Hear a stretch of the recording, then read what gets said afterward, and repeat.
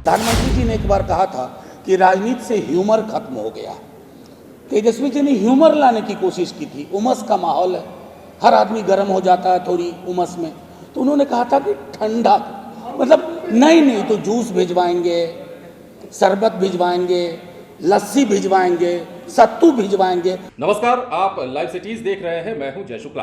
देखिए, बिहार की सियासत में पिछले कुछ दिनों से एक बयान काफी तेजी से चल रहा है और उस बयान की चर्चा भी हो रही है, उस बयान की प्रतिक्रिया भी निकलकर सामने आ रही है।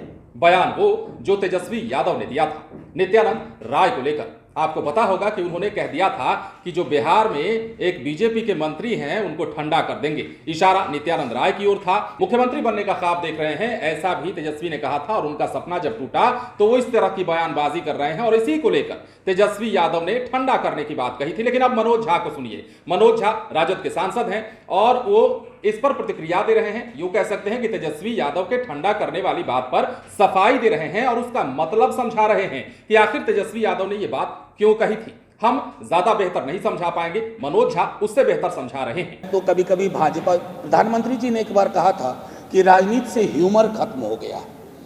तेजस्वी जी ने ह्यूमर लाने की कोशिश की थी। उमस का माहौल है, हर आदमी गर्म हो जाता है थोड़ी उमस में, तो उन्होंने कहा था कि ठंडा, मतलब नहीं तो जूस भिजवाएंगे, शरबत भिजवाएंगे, लस्सी भिजवाएंगे, सत्तू भिजवाएंगे। ठंडक के लिए यह आवश्यक है।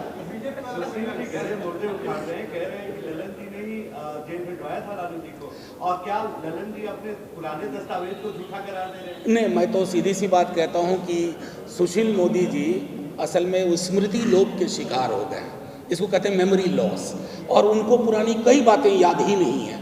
मैं तो सिर्फ इतना चाहूँगा, हाथ जोड़ के विनती करूँगा कि भाजपा के लोग उनके हाल के परफॉर्मेंस को देखते हुए उनको कोई अच्छा सा पद दे दें और मिनिस्ट्री में ले आए।